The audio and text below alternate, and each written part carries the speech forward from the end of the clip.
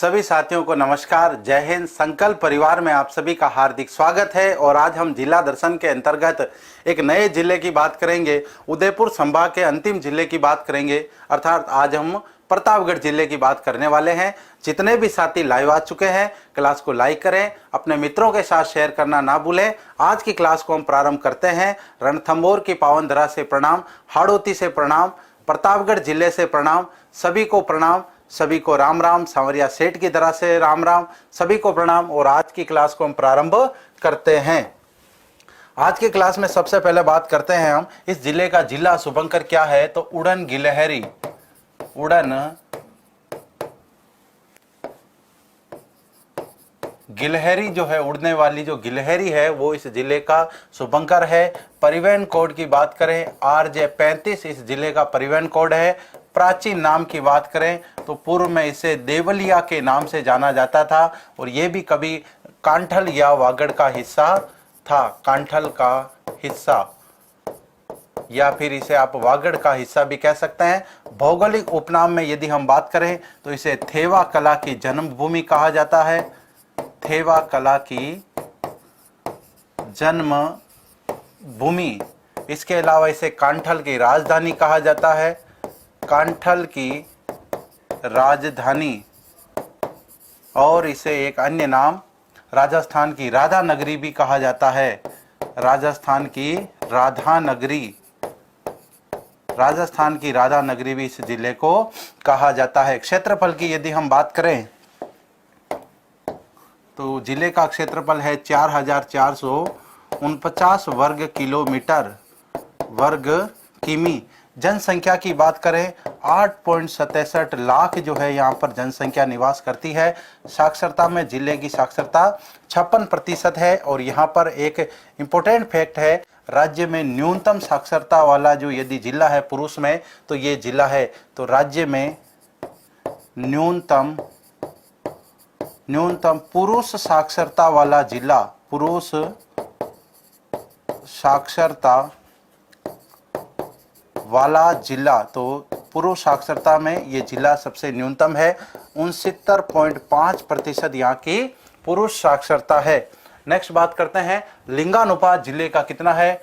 983 यहाँ का लिंगानुपात है। जनघनत्व 195 व्यक्ति प्रति वर्ग किलोमीटर, प्रति वर्ग किमी जो है इस जिले का जनसंख्या घनत्व है। तहसीलों की हम बात करते हैं, 5 इस जिले में तहसीलें हैं। पहली है प्रतापगढ़, दूसरी है धरियावद, और तीसरी है छोटी सादड़ी, छोटी सादड़ी। इसके अलावा पीपल खूंट,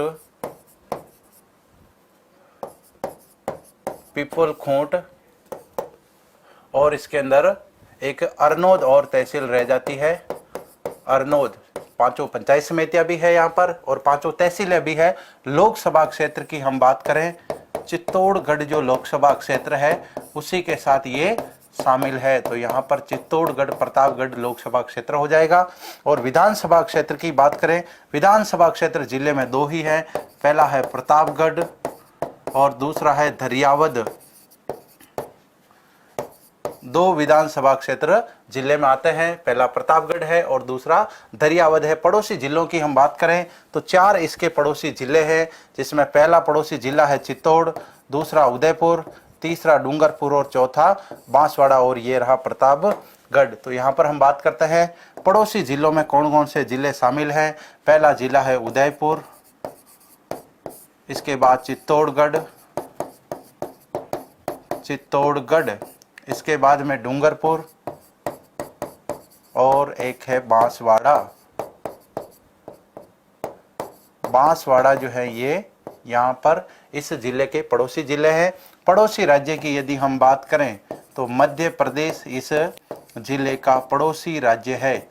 इसके बाद हम बात करते हैं प्रमुख नदियां क्या बहती है इस जिले में। कौन कौन सी नदियां इस जिले में प्रमुख रूप से है। धरियावद, प्रतापगढ़, छोटी सादड़ी, पीपल खूंट, इन सभी के कमेंट आ रहे हैं, बहुत ही बढ़िया। जिला उदयपुर, चित्तौड़गढ़, डूंगरपुर, बांसवाड़ा जो है इसके पड़ोसी जिले हैं, ये भी सही है। धरियावद उदयपुर से ली गई थी तहसील, उसकी भी आज हम इस जिले के गठन में पूरी बात करेंगे। क्लियर है? हाँ जी, मंदसौर से सीमा लगती है इसकी, ये भी सही बात है। नेक्स्ट हम बात करते हैं प्रमुख नदियों के अंदर। एक तो जाखम नदी जिसका उद्गम यहीं से होता है, दूसरा टांको और तीसरा करमोई। ये तीनों जो नदियां हैं ये सीता माता अभयारण्य से गुजरती है।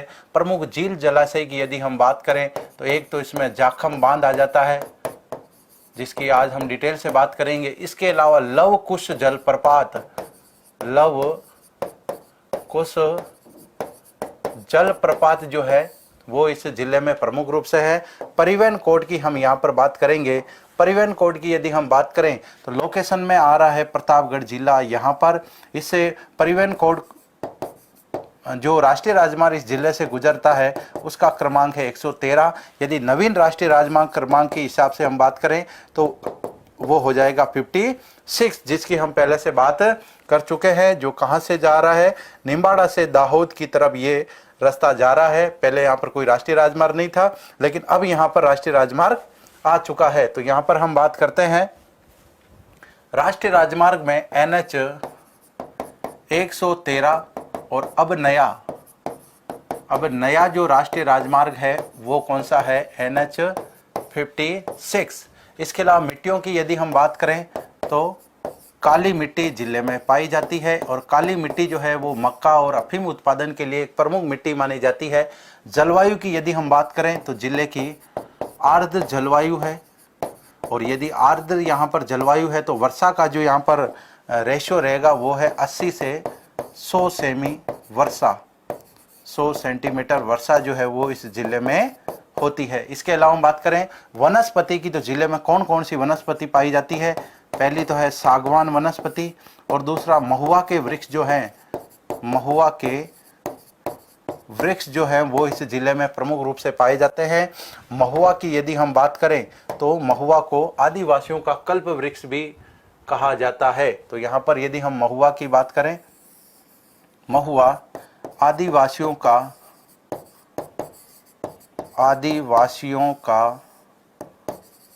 कल्प वृक्ष, आदिवासियों का कल्प वृक्ष ये कहलाता है। तो यहाँ तक हमने कुछ बेसिक जानकारी ली। इसके बाद में हमने मैप से राष्ट्रीय राजमार्ग को भी समझा।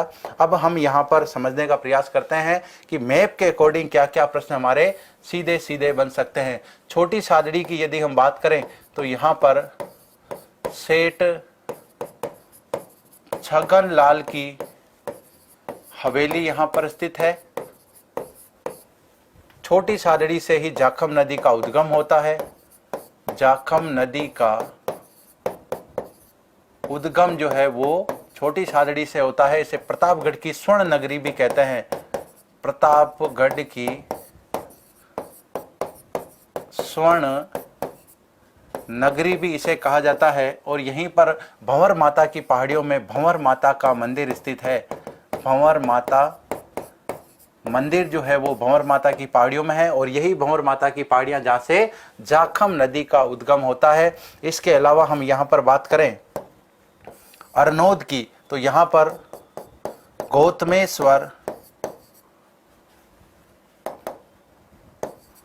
गौतमेश्वर महादेव का मंदिर स्थित है। गौतमेश्वर महादेव मंदिर, इन्हीं का यहाँ पर मेला लगता है। इसके अलावा हम बात करते हैं धरियावद के बारे में कि धरियावद के बारे में क्या क्या फैक्ट हैं। तो पहली बात तो ये धरियावद जिसमें सीता माता अभयारण्य फैला हुआ है, सीता माता अभयारण्य फैला हुआ है।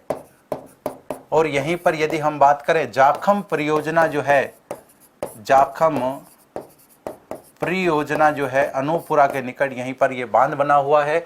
छोटी सादड़ी से ये नदी आती है, धरियावद में होते हुए ये यहीं पर बेणेश्वर जो धाम है उसमें जाकर के मिल जाती है। अर्थात ये जो नदी है ये नदी एक प्रकार से हम कह सकते हैं सीता माता अभयारण्य से गुजरती है। इसके अलावा यदि हम प्रतापगढ़ की बात करें तो प्रतापगढ़ से संबंधित बहुत सारे फैक्ट हैं, तो हम उसको अन्य महत्वपूर्ण में लेंगे। तो ये सारी हमने बेसिक जानकारी जो थी वो हमने मैप के माध्यम से बिल्कुल बात की है। हाँ जी, तो यहाँ पर हम बात कर रहे हैं नेक्स्ट, जिले के गठन को लेकर के एग्जाम में कई बार प्रश्न पूछ लिया जाता है कि जिले का गठन कब हुआ था। तो जिले का गठन हुआ था 26 जनवरी 2008 को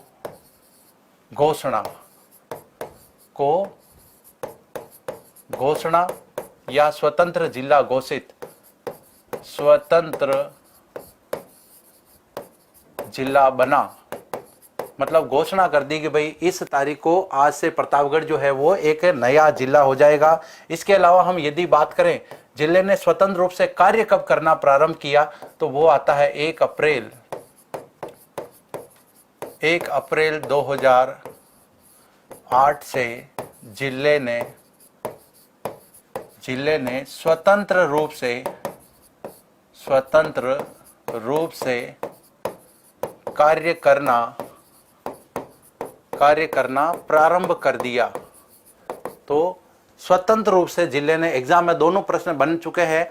2008 में जब इस जिले का गठन हुआ था और 2013 तक जितने भी एग्जाम हुए थे उन सभी एग्जाम में इस जिले से बार बार जो ये प्रश्न रिपीट हुए हैं, जिले का गठन कब हुआ है, जिले ने स्वतंत्र रूप से कार्य कब प्रारंभ किया है। बीएसटीसी पीटीटी में तो ये तक प्रश्न पूछ लिया कि जिले के प्रथम जिला कलेक्टर कौन है, जिले के प्रथम जिला पुलिस अधीक्षक कौन है। इस प्रकार के बहुत सारे प्रश्न जो है वो यहाँ पर बनते हैं। अब इस जिले का जो गठन किया गया है उस समय सरकार किसकी हुआ करती थी, तो यहां पर हम बात करते हैं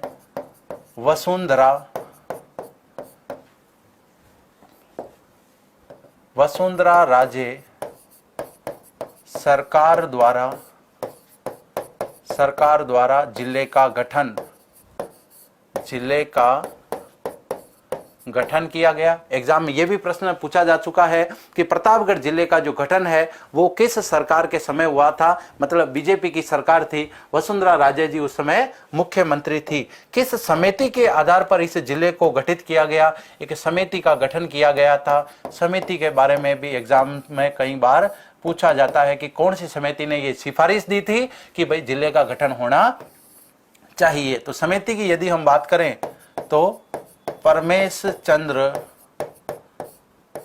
चंद्र समिति, इस समिति का गठन किया गया कि आप ये सिफारिश दीजिए कि वास्तव में क्या प्रतापगढ़ को जिला बनाना चाहिए। लोगों की जो मांग आ रही थी काफी समय से कि प्रतापगढ़ को जिला बनाना चाहिए, तो क्या जिला बनाना चाहिए या नहीं बनाना चाहिए। तो इस समिति की सिफारिश पर इस समिति ने सिफारिश की कि वास्तव में यहाँ से जो चित्तौड़गढ़ जिला मुख्यालय है वो लगभग 140 किलोमीटर पड़ता है और जिलों का जो गठन जब होता है, प्रशासनिक इकाइयों की जब बात होती है, तब वहाँ के प्रशासनिक मतलब एक तरीके से सुविधा के लिए इन जिलों का गठन किया जाता है। कभी कभी तहसीलें अलग होती है, तो जब जनसंख्या का दबाव बढ़ता है, वहां पर कार्य प्रणाली पर दबाव पड़ता है, तब प्रशासन जो है, सरकार जो है, प्रशासन की सुविधा के लिए, कार्य को आसानी से निपटाने के लिए एक प्रकार से इस प्रकार से जिले, पंचायत समिति और तहसीलों का गठन करते हैं। हम पढ़ते भी है समय समय पर, नई ग्राम पंचायतें बनती है, नई तहसीलें बनती है, नई पंचायत समितियां बनती है, तो वो लोगों के कहने पर नहीं बनती है, वो सरकार स्वतः संज्ञान लेती है भाई हाँ इस प्रकार की जरूरत हो रही है,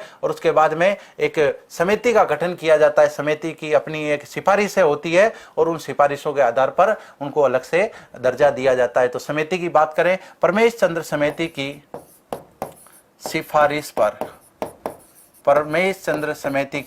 सिफारिश पर जो है वो ये जिला गठित किया गया। अब जिले के प्रथम जिला कलेक्टर और इनके बारे में भी एग्जाम में प्रश्न पूछ लिया जाता है। तो प्रथम कलेक्टर कौन थे और प्रथम पुलिस अधीक्षक कौन थे। प्रथम पुलिस अधीक्षक और परिवहन कोड की यदि हम बात करें, जिले को आरटीओ नंबर क्या दिया गया, तो अभी हमने बात की थी परिवहन कोड जो है वो जिले को क्या दिया गया था, RJ35 इस जिले को परिवहन कोड दिया गया। अब वहां से प्रतापगढ़ के जो भी नए वाहन खरीदे जाएंगे लोगों के द्वारा, उनको जो है एक प्रकार से नया परिवहन कोड दिया जाएगा। जिला कलेक्टर की यदि हम बात करें तो यहां पर डॉक्टर पृथ्वीराज सांखला का नाम आता है। इनको प्रतापगढ़ जिले का प्रथम जिला कलेक्टर बनने का गौरव प्राप्त हुआ।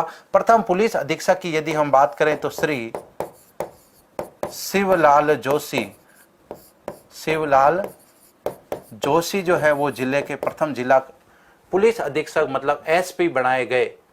इसके अलावा यदि हम बात करें जिलों के गठन में कौन कौन से क्षेत्रों का योगदान लिया गया, मतलब कौन कौन से जिले जो है वो इसमें भागीदार थे, तो यहां पर हम बात करते हैं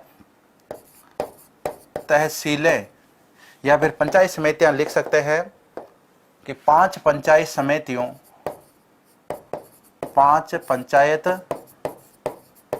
समितियों को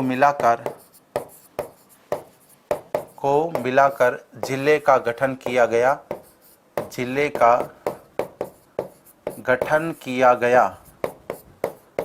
और यदि जिले के क्रमांक की यदि हम बात करें कि जिला जो है कौन से नंबर का बना, तो यहां पर यदि हम बात करें नवीनतम जिला और क्रमांक कौन सा है, 33वां। एग्जाम में उस समय यह प्रश्न भी आया था बीएसटीसी में कि प्रतापगढ़ जो जिला बना है उसका क्रमांक कौन सा है, कौन से नंबर का यह जिला बना है। और अब हम बात करते हैं यहां पर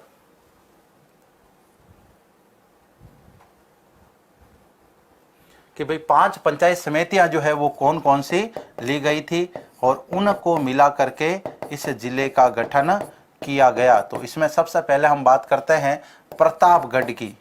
जो अभी प्रतापगढ़ जो जिला है मुख्यालय है वो क्षेत्र पहले कहां से लिया गया था। इसके अलावा हम बात करते हैं अरनोद की, इसके अलावा हम बात करते हैं छोटी सादड़ी की, छोटी सादड़ी। इसके अलावा हम बात करते हैं पीपल खूंट की, पीपल खूंट। और इसके अलावा हम बात करते हैं धरियावद की, धरियावद। ये सारे क्षेत्र कहां कहां से लिए गए, एग्जाम में इनसे प्रश्न बन चुका है अब तक। और हम बात करते हैं कि वास्तव में किन किन का यहाँ पर सहयोग रहता है। तो यहाँ पर हम बात करते हैं प्रतापगढ़ से लेकर के छोटी सादड़ी, तीनों जो तहसीलें हैं प्रतापगढ़, अरनोद, छोटी सादड़ी जो है ये चित्तौड़गढ़ से ली गई थी, चित्तौड़गढ़ से। तो मतलब ये 3 पंचायत समितियां तो चित्तौड़ की थी। पीपल खूंट की यदि हम बात करें ये क्षेत्र बांसवाड़ा से लिया गया था और धरियावद जो है वो उदयपुर से लिया गया था। इसी के साथ यदि हम बात करें कि जो सीता माता अभ्यारण्य है उसका क्षेत्र पहले आता था कि सीता माता अभ्यारण्य चित्तौड़गढ़, उदयपुर और प्रतापगढ़ जिले में फैला हुआ है। तो ये वही उदयपुर का हिस्सा है धरियावद जहां पर ये फैला हुआ था। अब हम कह सकते हैं कि केवल सीता माता अभ्यारण्य जो है वो प्रतापगढ़ और चित्तौड़गढ़ में ही विस्तृत है। तो यहां तक सभी को क्लियर है? हाँ जी। तो यहां पर हम बात कर चुके हैं जिले के गठन को लेकर के, एग्जाम में प्रश्न आ चुका है। इस जिले का गठन कब हुआ है? 26 जनवरी 2008 को घोषणा की गई थी स्वतंत्र जिले के रूप में वसुंधरा राजे सरकार के द्वारा कि इसको हम 33वां जिला बनाएंगे। उसके बाद में 1 अप्रैल 2008 से जिले ने स्वतंत्र रूप से कार्य करना प्रारंभ कर दिया। मतलब जो जिला मुख्यालय इसका कभी चित्तौड़ हुआ करता था वो जिला मुख्यालय अलग से बन गया प्रतापगढ़, और 1 अप्रैल से औपचारिक उसका उद्घाटन हो गया और वहां से कार्य प्रारंभ हो गया। और वहीं पर यदि हम बात करें इस जिले को बनवाने में सबसे ज्यादा जो सहयोग रहा है वो परमेश चंद्र कमेटी या समिति का रहा है। यहाँ के प्रथम जिला कलेक्टर डॉक्टर पृथ्वीराज सांकला थे, जबकि यहाँ के प्रथम पुलिस अधीक्षक जो हैं वो श्री शिवलाल जी जोशी थे। 5 पंचायत समितियों को विभिन्न जिलों से लिया गया, उन सभी को मिला करके इसका गठन किया गया। अभी वर्तमान में भी इसमें 5 पंचायत समितियां हैं जिसके अंदर हम बात करें प्रतापगढ़, अरनोद, छोटी सादड़ी, पीपल खूंट और धरियावद। इसमें प्रतापगढ़, अरनोद, छोटी सादड़ी जो क्षेत्र था वो चित्तौड़गढ़ जिले से लिया गया, बांसवाड़ा से पीपल खूंट लिया गया, धरियावद जो है वो उदयपुर से लिया गया। नया परिवहन कोड जो है जिले को RJ 35 दिया गया, RJ 35 दिया गया, जबकि जिले को जो क्रमांक है वो दिया गया 33वां। नेक्स्ट हम बात करते हैं थेवा कला के बारे में, जो कि प्रतापगढ़ की अपनी एक पहचान है। तो आप सभी साथी कमेंट करेंगे थेवा कला जो है प्रतापगढ़ की पहचान है। इसके प्रवर्तक कौन माने जाते हैं? प्रवर्तक या फिर प्रारंभकर्ता कौन थे? इसको प्रारंभ किसने किया था? प्रारंभ करता। इसका आप सभी फास्ट कमेंट करेंगे, फिर हम इसको आगे लेते हैं।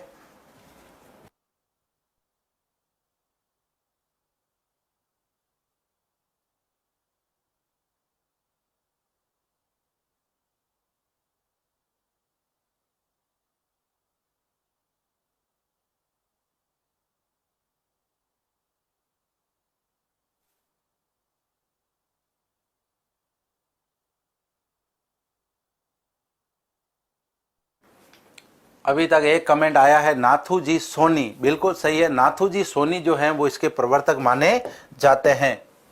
तो प्रवर्तक की यदि हम बात करें, नाथू जी सोनी, या फिर इनको हम नाथू जी राज सोनी भी कह सकते हैं। यहाँ के सामंत सिंह जो जब यहाँ के प्रतापगढ़ के ठिकानेदार थे, उन्होंने इनको राज सोनी परिवार की उपाधि दी थी कि भाई आज से ये जो आपका परिवार है ये किस नाम से जाना जाएगा, इसे हम राज सोनी परिवार कहेंगे। इसके अलावा थेवा कला की हम बात करते हैं। इसमें आपको एक विभिन्न प्रकार का कलर दिख रहा होगा, वो कलर कौन सा है? हरे रंग का प्रयोग। तो हम भी यहाँ पर हरा रंग ले लेते हैं। देखिए आपको दिख रहा है कि नहीं दिख रहा है हरा रंग? कमेंट करें आप सभी साथी कि आपको ये हरा रंग दिख रहा है कि नहीं दिख रहा है, फिर हम दूसरा कलर ले लेते हैं नहीं तो। इसके अलावा यदि हम बात करें इस कला के बारे में, तो इस कला पर 2002 में 5 रुपए का डाक टिकट जारी किया गया। 5 रुपए का डाक टिकट जो है वो इसके ऊपर जारी किया गया। इसके अलावा इसको जीआई टैग भी दिया जा चुका है ना। ग्लोबल जो टैग होता है, विश्व की एक पहचान होती है किसी विशेष स्थान की, कि यहाँ पर की थेवा कला जो है वो यहाँ पर प्रचलित है। इसके अलावा यदि हम बात करें तो यहाँ के महेश राज सोनी जो है उनको इस कला के लिए पद्म श्री भी दिया जा चुका है। पद्म श्री कब दिया गया इनको? 2015 में दिया गया था। इसके अलावा इनको राष्ट्रपति पुरस्कार भी दिया जा चुका है, तो यह भी इंपॉर्टेंट है। राष्ट्रपति पुरस्कार से सम्मानित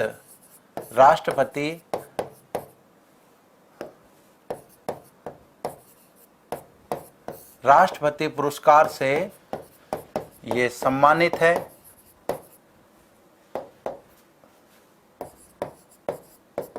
इसके अलावा हम बात करते हैं कि पर्टिकुलर ये थेवा कला होती क्या है। देखिए ये कलर दिख रहा है नहीं दिख रहा है कि दिख रहा है?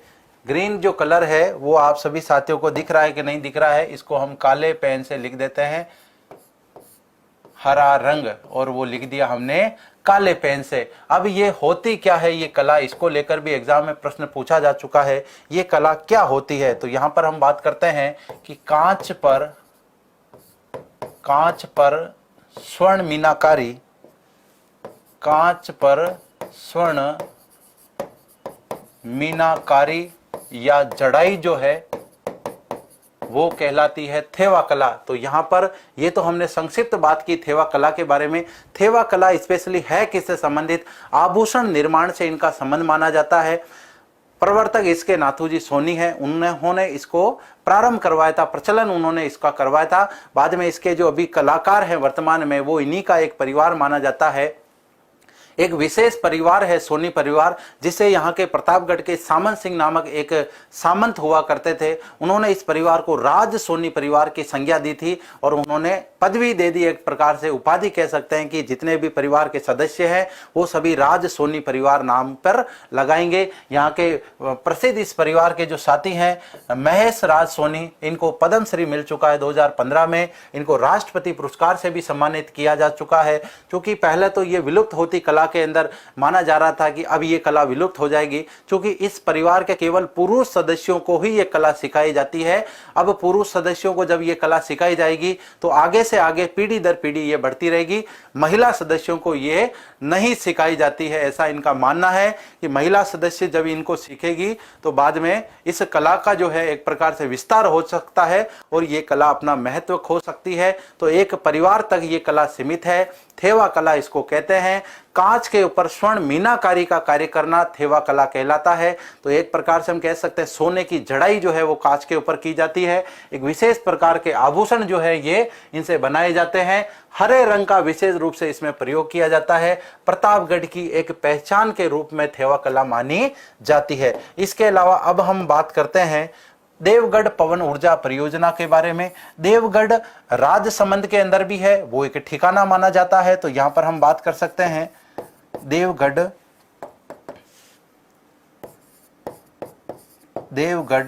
ठिकाना।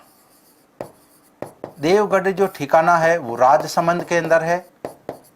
जबकि ये भी एक अपने समय में एक ठिकाना हुआ करता था, वर्तमान में एक उप तहसील है ये। तो यहाँ पर हम बात करते हैं देवगढ़ जो पवन ऊर्जा परियोजना है, ये राज्य की दूसरी पवन ऊर्जा परियोजना है, राज्य की दूसरी पवन ऊर्जा परियोजना। ये राज्य की दूसरी पवन ऊर्जा परियोजना है, दूसरी है, इसका मतलब इसका प्रारंभ कब हुआ था, तो मार्च 2001 में प्रारंभ, मार्च 2001 में इसे प्रारंभ किया गया था। राज्य की प्रथम पवन ऊर्जा परियोजना जो है वो कहां पर संचालित है, तो यहां पर हम बात कर सकते हैं राज्य की प्रथम पवन ऊर्जा परियोजना, पवन ऊर्जा परियोजना जो है वो कहां पर है, राज्य की प्रथम पवन ऊर्जा परियोजना जो है वो कहां पर संचालित है, ये संचालित है अमर सागर में। अमर सागर एक जगह का नाम है और ये जगह कहां पर पड़ती है, जैसलमेर के अंदर ये जगह पड़ती है। इसके अलावा यदि हम बात करें तो पवन ऊर्जा परियोजना वर्तमान में राजस्थान में देवगढ़ प्रतापगढ़ में संचालित है, अमर सागर जैसलमेर में संचालित है, और इसके अलावा फलोदी जोधपुर में भी संचालित है, जोधपुर में संचालित। अभी 3 जगह जो है वो पवन चक्कियां लगाई गई है। तो देवगढ़ पवन ऊर्जा परियोजना की बात करें, जैसलमेर वाली जो पवन ऊर्जा परियोजना है वो 1999 ईस्वी में प्रारंभ की गई थी। राजस्थान में सबसे पहले जो प्रारंभ है वो अमर सागर में होता है। अमर सागर एक पर्टिकुलर झील भी है और अमर सागर एक जगह पड़ती है जो कि जैसलमेर में है और यहाँ पर ये बिल्कुल स्थापित है। नेक्स्ट हम बात करते हैं कि ये जो पवन ऊर्जा परियोजना है इसको संचालन का काम कौन करता है, तो यहाँ पर हम बात करते हैं एशियन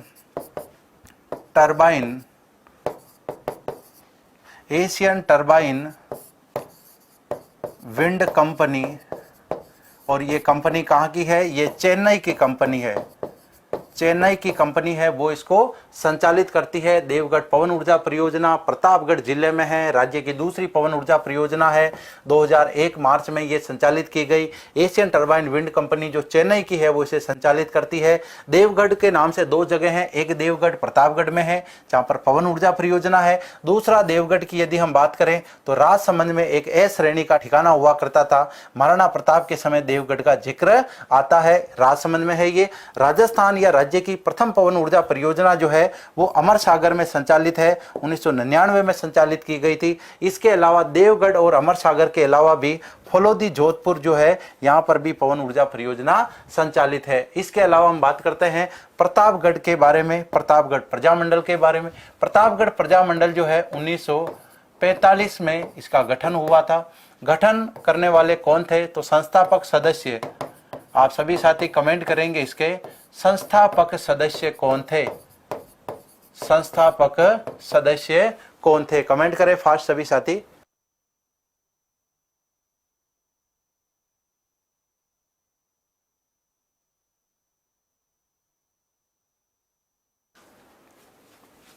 हाँ जी, तो हम यहाँ पर बात कर रहे थे प्रतापगढ़ प्रजामंडल के बारे में। इसके संस्थापक सदस्य कौन कौन है ये आप सभी साथी कमेंट करेंगे। मैं आप सभी साथियों के कमेंट देख पा रहा हूँ। हाँ जी, कोई नहीं लड़ रहे हैं, बिल्कुल, ये तो आपस में वार्तालाप करके एक तरह से व्यवहार बना रहे हैं, प्रेम पूर्वक ये बातें चल रही है। बातें तो चलती रहनी चाहिए, है ना। भारत का परमाणु हथियार है बातचीत। मोतीलाल जी तेजावत, लो जी, प्रतापगढ़ में 1945। मोतीलाल जी तेजावत का यहाँ से कोई संबंध नहीं है। तो एक का नाम तो है अमृतलाल पाठक और दूसरे का नाम है चुनीलाल जी, चुनी लाल। तो ये 2 व्यक्ति जो हैं इनका संबंध किससे है, प्रतापगढ़ प्रजामंडल से माना जाता है। अब हम बात करते हैं जाखम नदी के बारे में। बहुत ही इंपॉर्टेंट नदी ये मानी जाती है। इसकी बात करें, माही नदी की ये सहायक है, माही नदी की सहायक, और बेणेश्वर में जाकर के इससे मिल जाती है। बेणेश्वर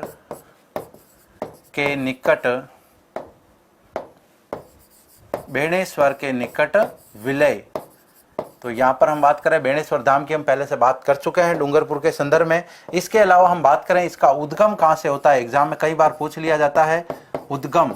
तो इसका उद्गम होता है भंवर माता की पहाड़ियाँ, भंवर माता की पहाड़ियाँ। और ये भंवर माता की पहाड़ियाँ कहाँ पर पड़ती है, छोटी सादड़ी के अंदर ये पड़ती है। इसके अलावा हमने बात कर ही ली है बेणेश्वर के निकट ये किसमें जाकर के मिल जाती है, ये माही नदी में जाकर के मिल जाती है। और ये फोटो आपको दिख रहा होगा, ये किसका है, ये जाखम बांध का फोटो है। तो यहाँ पर हम बात करते हैं इस नदी के ऊपर एक बांध बनाया हुआ है जिसको लेकर एग्जाम में प्रश्न आ जाता है कई बार कि इस पर जाखम बांध परियोजना, जाखम बांध परियोजना संचालित है। इस पर जाखम बांध परियोजना संचालित है। ये परियोजना कब संचालित की गई, 1962 में ये परियोजना प्रारंभ की गई। अब ये बांध जो बना हुआ है, ये बांध कहाँ पर बना हुआ है, इस जगह को लेकर भी एग्जाम में प्रश्न आ जाता है। तो ये अमरपुरा के निकट, कहीं कहीं अनूपपुरा भी लिखा हुआ है, तो ये अमरपुरा जो है यहीं पर ये बांध बना हुआ है। बहुत ही प्रसिद्ध बांध है, फेमस बांध है। और इस बांध की विशेषता क्या रही है, ये लेकर एग्जाम में प्रश्न पूछा जाता है। तो इस बांध की यदि हम बात करें, राज्य का सबसे ऊंचा बांध, राज्य का सबसे ऊंचा बांध, कल हम बात कर रहे थे माही बजाज सागर के बारे में, जो कि राज्य का सबसे लंबा बांध है। ये राज्य का सबसे ऊंचा बांध माना जाता है। उसकी हाइट क्या है, 81 मीटर। अपने आप में एक प्रकार से बहुत ज़्यादा होती है, लेकिन चूंकि इसकी भौगोलिक परिस्थितियां जो है वो ही इसकी ऊंचाई को अपने आप में बढ़ाती है। दोनों तरफ ऊंची ऊंची पहाड़ियां हैं, उन्हीं पहाड़ियों के बीच में रुकावट डाल के इस बांध को बनाया गया है। तो पहाड़ियों के सहारे इसकी सबसे ज़्यादा ऊंचाई है। अन्य बांधों की ऊंचाई कम होने का कारण यही है, अधिकांश बांध जो है वो एक प्रकार से नदी को रुकावट दे करके बनाए जाते हैं। वहाँ पर पहाड़ियों का अभाव होता है, कहीं पर मतलब कृत्रिम रूप से पूरी तरीके से बांध बनाना पड़ता है। इस वजह से वहां पर उसकी हाइट जो है वो एक लिमिट से ज्यादा ऊंचाई पर नहीं ली जा सकती। लेकिन यहां पर यदि हम बात करें 81 जो मीटर इसकी हाइट ली गई है, तो यहाँ पर दोनों तरफ ऊंची ऊंची पहाड़ियां हैं और बीच में रुकावट डाल के इसको बनाया गया है। इस वजह से ये राज्य का सबसे ऊंचा बांध है। तो यहाँ पर हमने इस जाखम नदी से संबंधित कुछ छोटी छोटी यहाँ पर जानकारी ली। इसके अलावा यदि हम इस नदी के बारे में बात करें तो ये नदी सीता माता अभ्यारण्य से गुजरती है। सीता माता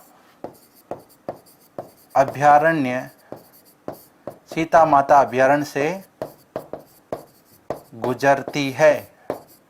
तो ये जो नदी है ये सीता माता अभ्यारण्य से गुजरती है। इसकी सहायक नदियों में करमोई और टांको को हम शामिल कर सकते हैं। इसी नदी के ऊपर एक जलप्रपात बना हुआ है जो फेमस जलप्रपात है, और उसका नाम क्या है, लवकुश जलप्रपात, वो इसी नदी पर है। तो यहाँ पर हम बात कर सकते हैं लवकुश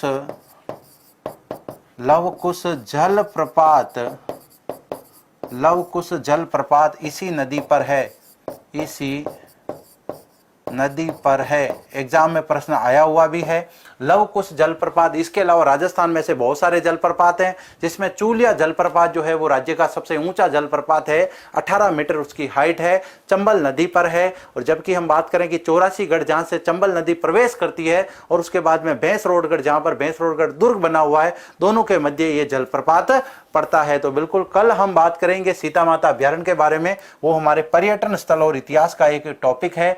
आज हम सामान्य परिचय के साथ में कुछ महत्वपूर्ण तथ्य पढ़ रहे हैं, उसमें हमने ये तथ्य लिए हैं। अब इसके अलावा हम बात करते हैं और क्या ऐसे तथ्य हैं जो कि छूट गए हैं और एग्जाम की दृष्टि से क्या है, बहुत ज्यादा इंपॉर्टेंट है। तो इसके अलावा हम बात करते हैं कि राज्य का नवीनतम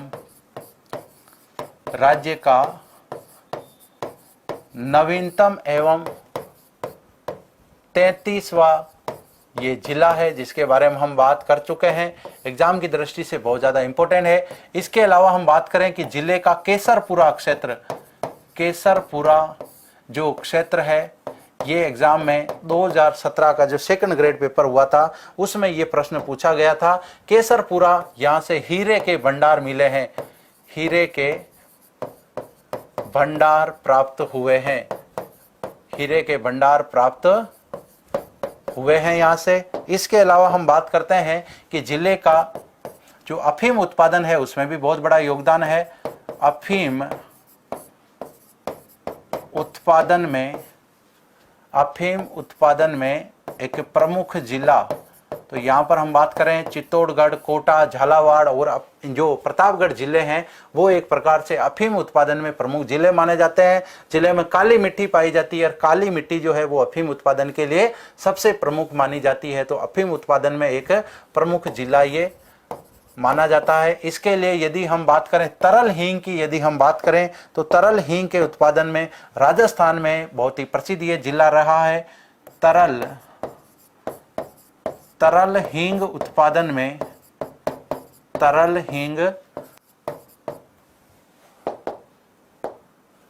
हींग उत्पादन में यह जिला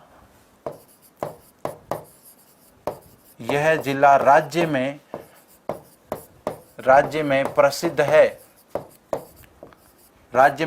है। इसके अलावा हम बात करें जिले का जो विलय हुआ था वो विलय राजस्थान में कब हुआ है, तो यहाँ पर हम बात करते हैं विलय। तो प्रतापगढ़ जो क्षेत्र था उसका विलय राजस्थान में कब होता है? 25 मार्च 1948 को इसका राजस्थान में विलय हो जाता है। तो ये कुछ प्रमुख जो जानकारी थी वो हमने प्रतापगढ़ जिले के संदर्भ में ली है। बिल्कुल, हाँ जी। तो सभी के कमेंट में देख पा रहा हूं। एक बार सभी साथी जो हैं वो क्लास को लाइक करें, अपने मित्रों के साथ क्लास को शेयर करना ना भूलें। अभी हम जिले की ओर बात करने वाले हैं।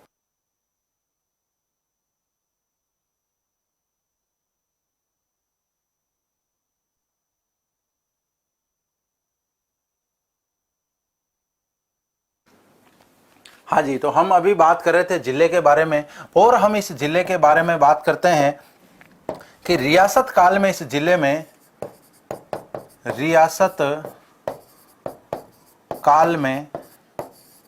इस क्षेत्र में सालिम शाही सिक्के प्रचलित थे। सालिम शाही सिक्के प्रचलित थे। सालिम शाही जो सिक्के हैं उनका प्रचलन इस क्षेत्र में होता है। देवलिया ठिकाने की यदि हम बात करें, यहाँ के रावत बाघ सिंह का जो बलिदान है वो हम सभी जानते हैं। चित्तौड़ के दूसरे साके में उन्होंने अपना आत्म बलिदान दिया था, इतिहास में वो अमर हो गए थे। उस समय की यदि हम तत्कालीन बात करें तो प्रतापगढ़ जो ठिकाना है वो एक प्रकार से मेवाड़ के अधीन हुआ करता था। वहीं पर भी गुहिल राजवंश ने ही शासन किया है और बाद में प्रतापगढ़ की जो जागीर है वो अपने आप में स्वतंत्र हो जाती है। तो यहाँ पर ये कुछ महत्वपूर्ण तथ्य थे जो प्रतापगढ़ जिले से संबंधित हमने लिए। राज्य का नवीनतम और 33वां जिला है। केसरपुरा क्षेत्र ऐसा है जहां से हीरे के भंडार प्राप्त हुए हैं। अफीम उत्पादन में एक प्रमुख जिला ये माना जाता है। तरल हींग के उत्पादन की यदि हम बात करें उसके लिए जिला प्रसिद्ध है। राजस्थान में इस जिले का जो विलय है वो कब होता है? वो 25 मार्च 1949 को 48 को होता है, जब दूसरा जो चरण है राजस्थान का एकीकरण का उसमें हमने बात की थी अन्य रियासतों की, जिसमें बाबू जाडू की को प्रसाटू उन सभी की बात की थी। रियासत काल में यदि हम इस क्षेत्र की बात करें तो यहाँ पर सालिम शाही सिक्के प्रचलित थे। अब हम एक बार वापस रिवाइज करते हैं कि आज हमने क्या क्या पढ़ा है। तो आज हमने पढ़ा जिले के शुभंकर के बारे में। जिले का शुभंकर है उड़न गिलेरी, जो कि यहाँ पर विशेष रूप से सीता माता अभ्यारण्य का ये आकर्षण मानी जाती है। तो यहाँ पर हम लिख सकते हैं सीता माता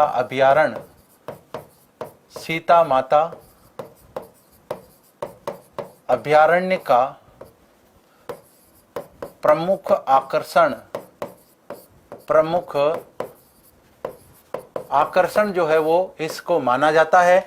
परिवहन कोड की हमने बात की थी, RJ 35 जो इसका परिवहन कोड है। प्राचीन नामों में देवलिया, और देवलिया क्या था? मेवाड़ का एक ठिकाना, मेवाड़ का एक ठिकाना हुआ करता था देवलिया, और यहाँ पर भी गोहिल राजवंश ने ही शासन किया था। मतलब मैंने आपको पहले बताया था कि जब भी कोई राजा है, उनके ज्येष्ठ पुत्र जब शासक बनते हैं, उनके जो भी अन्य भाई हैं या तो उनके अधीनस्थ होकर के उनके सेवक बनकर उनकी सेवा करेंगे, और जो भी बड़े बड़े रेवेन्यू के ठिकाने हुआ करते थे वो उनको मिल जाया करते थे, और वो भी अपने आप में वहाँ के शासक बन जाते थे। लेकिन वो सभी बड़े भाई के अधीन काम करते थे। कुछ ऐसे होते थे भाई जो कि बाहर जाकर के, साम्राज्य से बाहर जाकर के किसी अन्य राजा को पराजित करके या किसी अन्य क्षेत्र पर अपना अधिकार करके वहां के शासक बन जाते थे। नेक्स्ट बात करें भौगोलिक उपनामों के अंदर, तो भौगोलिक उपनामों में थेवा कला की जन्मभूमि इसे कहा जाता है, कांटल की राजधानी कहा जाता है, और राजस्थान की राधा नगरी भी इसे कहा जाता है। एग्जाम में प्रश्न पूछा भी गया है। क्षेत्रफल की हम बात करते हैं 4449 वर्ग किलोमीटर इस जिले का क्षेत्रफल है। जनसंख्या की बात करें तो 8,67,000 के आसपास, लगभग 8.67 लाख जो है यहाँ पर जनसंख्या निवास करती है। यहाँ का साक्षरता प्रतिशत 56% है। राज्य में न्यूनतम पुरुष साक्षरता की यदि हम बात करें, सबसे कम पढ़े लिखे व्यक्ति जो है, सबसे पढ़े लिखे पुरुष जो है, सबसे कम पढ़े लिखे पुरुष जो हैं वो इस जिले में है, और उनका प्रतिशत कितना है, 69.5% उनका हिस्सा है। लिंगानुपात की बात करें, 1000 पुरुषों के मार्फत यहाँ पर 983 महिलाएं हैं। जनघनत्व की बात करें, 195 व्यक्ति जो है प्रति वर्ग किलोमीटर यहाँ पर निवास करते हैं। तहसीलों की हम बात करें, प्रतापगढ़, धरियावद, छोटी सादड़ी, पीपलखूट और अरनोद यहाँ पर प्रमुख रूप से 5 तहसीलें हैं। मैप में भी हम इनको देख सकते हैं। ये छोटी सादड़ी का हिस्सा है जो निम्बाड़ा चित्तौड़गढ़ से सीमावर्ती है। ये धरियावद का जो हिस्सा है ये कुछ तो बड़ी सादड़ी से लगता है, और बाकी जो कुछ हिस्सा है वो उदयपुर से लगता है। बाकी ये पीपलखूट की बात करें, पीपलखूट और अरनोद जो क्षेत्र है वो बांसवाड़ा और इधर पीपलखूट डूंगरपुर से कुछ सीमा बनाता है। प्रतापगढ़ जो है वो इस तरफ जो है मध्य प्रदेश का एक जिला है, और वो है मंदसौर। तो मंदसौर जो है वो जिला मध्य प्रदेश का इससे बिल्कुल निकट है। नेक्स्ट बात करें हम लोकसभा क्षेत्र की, तो यहाँ से जो सांसद चुने जाते हैं वो यहाँ के स्वतंत्र सांसद नहीं है। चित्तौड़गढ़ के साथ प्रतापगढ़ का लोकसभा क्षेत्र अटैच है। चूंकि जनसंख्या यहाँ पर कम है, इस वजह से इसे चित्तौड़गढ़ के साथ प्लस किया गया है। विधानसभा की बात करें, यहाँ से 2 विधायक चुने जाते हैं। नेक्स्ट बात करें पड़ोसी जिलों की, 4 इसके निकटतम पड़ोसी जिले माने जाते हैं, जिसमें उदयपुर, चित्तौड़गढ़, डूंगरपुर और बांसवाड़ा जिले शामिल हैं। इसके अलावा पड़ोसी राज्य की बात करें, मध्य प्रदेश जो है वो इस जिले का पड़ोसी राज्य है, और ये उड़न गिलेरी है जो यहाँ पर आप इस फोटो में देख सकते हैं। कल हम इसके बारे में और विस्तार से जानकारी लेंगे। मैप के माध्यम से भी हमने समझा कि भाई पड़ोसी जिले कौन कौन से हैं। इसके अलावा प्रमुख नदियों की बात करें, झाकम, टाको और करमोई जो है वो इस जिले से गुजरने वाली प्रमुख नदियां हैं। जल परियोजना या झील जलाशय की बात करें, इस जिले में जाखम बांध है, लवकुश जलप्रपात जो कि सीता माता अभ्यारण्य क्षेत्र में पड़ता है। परिवहन की यदि हम बात करें, परिवहन में हम बात करते हैं NH 113 जो है वो इस जिले से गुजरता था। अब इसका जो नया नाम है वो क्या कर दिया गया है, NH 56 कर दिया गया है। और यहीं पर हम बात कर सकते हैं कि जिले में कोई रेल मार्ग नहीं है, जिले में कोई रेल मार्ग नहीं है। मतलब यहाँ से कोई ट्रेन नहीं गुजरती है, ना ही यहाँ पर कोई रेलवे स्टेशन है, तो जिले में कोई रेल मार्ग नहीं है।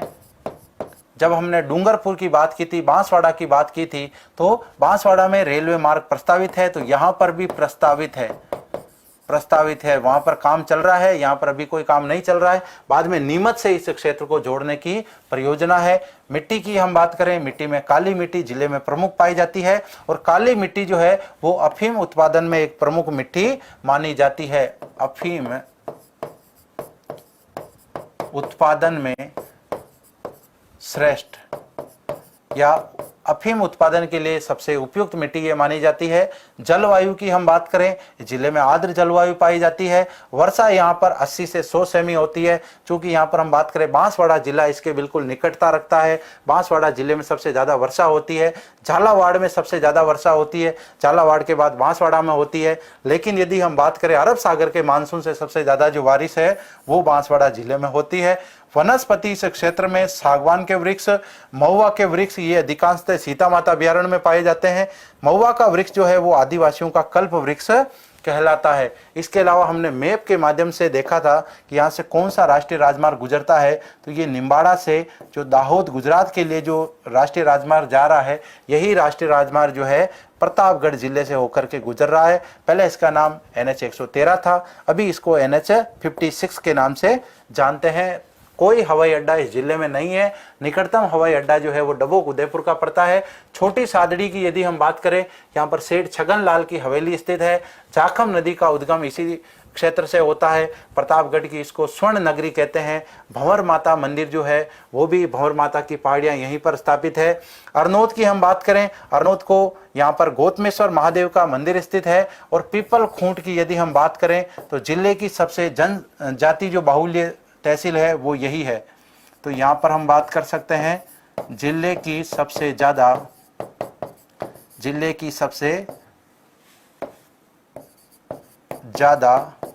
आदिवासी बाहुल्य क्षेत्र या आदिवासी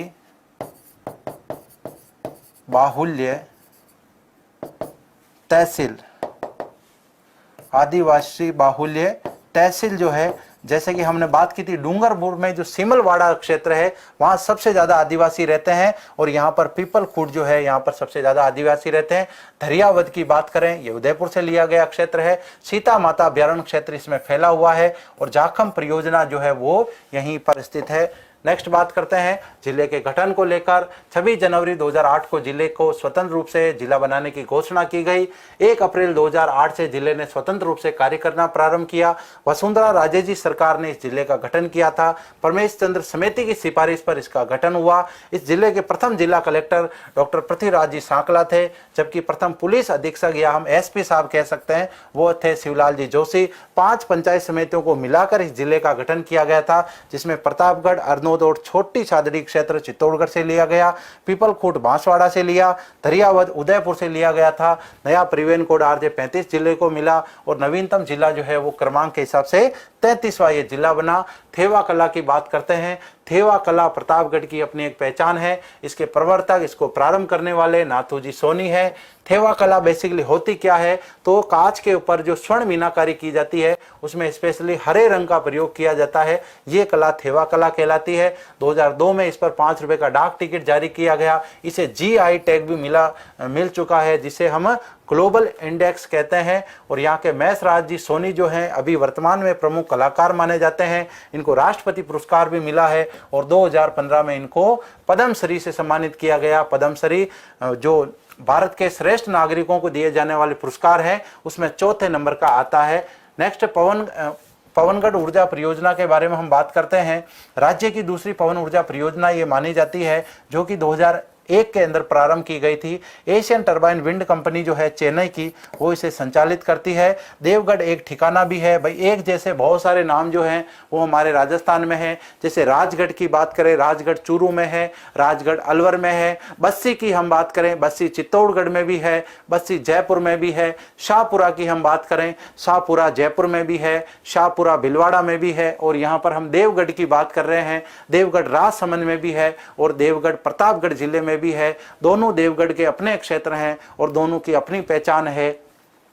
ये एक ठिकाना हुआ करता था रियासत काल में, ए श्रेणी का ठिकाना था, जबकि ये देवगढ़ ये भी ठिकाना था, लेकिन वर्तमान में पवन ऊर्जा परियोजना के कारण इसकी सबसे ज्यादा पहचान है। राजस्थान में सबसे पहले पवन ऊर्जा परियोजना अमर सागर में प्रारंभ की गई थी 1999 में। इसके अलावा फलोदी में भी पवन ऊर्जा परियोजना संचालित है। और अब हम बात करते हैं प्रतापगढ़ प्रजामंडल के बारे में। 1945 में इसके संस्थापक सदस्यों में अमृतलाल पाठक, चुनीलाल जी माने जाते हैं।